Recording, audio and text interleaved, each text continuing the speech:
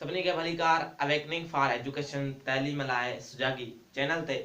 ऐं अॼु जो जेको असांजो टॉपिक आहे उहो आहे बायोलॉजी। त बायोलॉजी आहे छा ऐं उन जूं ब्रांचूं मेन ब्रांचूं जेके आहिनि उहे कहिड़ियूं आहिनि। त फस्ट ऑफ ऑल असांखे साइंस जेके साइंस असां पोयां पढ़ी विया आहियूं ऐं साइंस छा आहे इहो बि असांखे ख़बर आहे।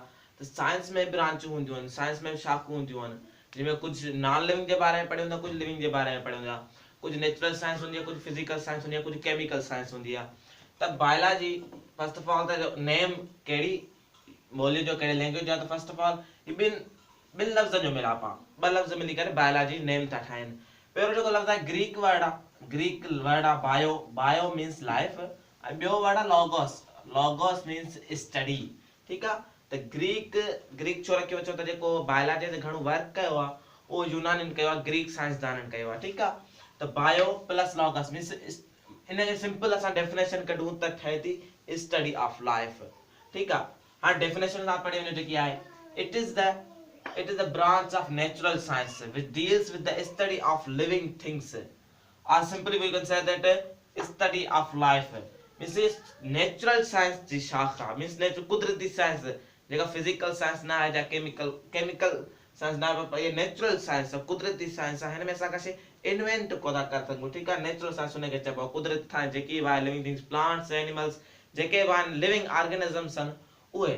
ठीकु आहे। त नेचुरल साइंस जी शाखा जंहिंमें असां deals with the study of living things means जेका ताल्लुक थी रखे स्टडी छा जी, लिविंग थिंग्स जी, जानदार शयूं आहिनि जेके उनजे बारे में असां स्टडी कयूं त उनखे बायोलॉजी चइबो आहे। Just simply study of life. पर पॉइंट त इहा त स्टडी ऑफ लाइफ आम लाइफ न, जेकी लिविंग लाइफ आहे उन जे बारे में पढ़ूं त उनखे बायोलॉजी चइबो आहे। ठीकु आहे।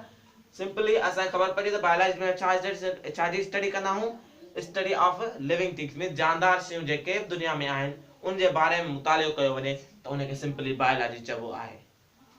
हाणे जो असां मेन ब्रांचेस ऑफ बायोलॉजी ते, त हाणे वरी साइंस जी शाखा बायोलॉजी। हाणे बायोलॉजी कहिड़ियूं कहिड़ियूं शाखूं आहिनि, उन में मेन ब्रांचूं कहिड़ियूं आहिनि, अॼु असां पढ़ंदा आहियूं मेन ब्रांचूं सिर्फ़ु बायोलॉजी।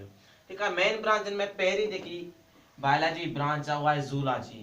त ज़ूलॉजी ॿिनि वर्ड जेके ॿ वर्ड आहिनि उनजो मेलाप आहे। त ज़ू ग्रीक वर्ड आहे, ग्रीक वर्ड ज़ू जी माना आहे एनिमल्स, ऐं लोगोस मीन्स स्टडी।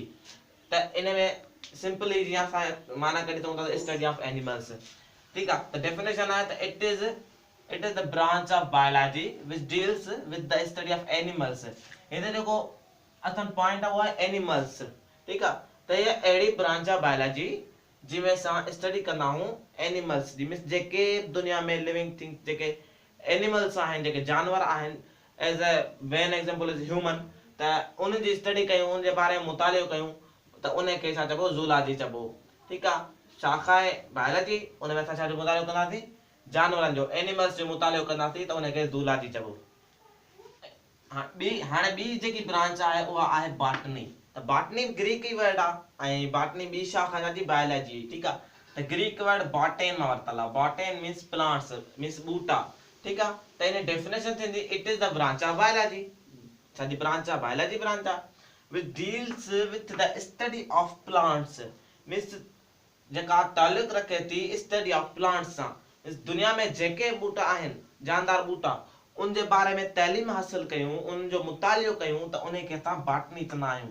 ठीकु आहे। अहिड़ी बायोलॉजी ब्रांच, अहिड़ी बायोलॉजी शाख जंहिंमें असां स्टडी कयूं, तइलीम हासिल कयूं, मुतालियो कयूं प्लांट्स जो, त उनखे असां बॉटनी चवंदा आहियूं। थर्ड नंबर ते आहे जेकी मेन शाख, मेन ब्रांच बायोलॉजी, उहा आहे माइक्रोलॉजी। ठीकु आहे। माइक्रोलॉजी बि ग्रीक वर्ड आहे। ग्रीक वर्ड कहिड़ो आहे, माइक्रोन मीन्स स्मॉल, नंढड़ो, ऐं ॿियो आहे लॉगस मीन्स स्टडी। ठीकु आहे। त हिते माइक्रोन जेको माइक्रोन रखे थो मीन्स जेके स्मॉल नंढा ऑर्गेनिजम्स हूंदा आहिनि जेके आम अक्सर सां न ॾिसी सघूं, जेके असां माइक्रोस्कोप ते ॾिसंदा आहियूं। त हिन डेफिनेशन आहे त it is the branch of biology which deals with the study of microscopic organisms.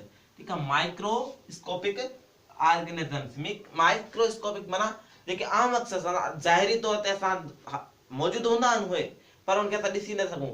Microscopic इन मां साफ़ ज़ाहिर त उनखे असां माइक्रोस्कोप खुर्दबीन जेकी हूंदी आहे उन ते रखी करे उनखे ॾिसी सघूं त अहिड़नि जानदारनि खे असां माइक्रोस्कोपिक ऑर्गेनिज्म चवंदा आहियूं। उहे चाहे ॿूटा हुजनि, उहे चाहे एनिमल्स हुजनि, पर उहे हुजनि माइक्रोस्कोपिक।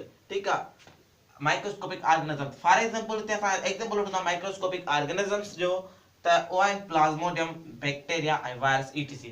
ठीकु आहे, इहे असां माइक्रोस्कोप ते ॾिसंदा आहियूं, इन करे उनखे माइक्रोस्कोपिक ऑर्गेनिजम्स चवंदा आहियूं।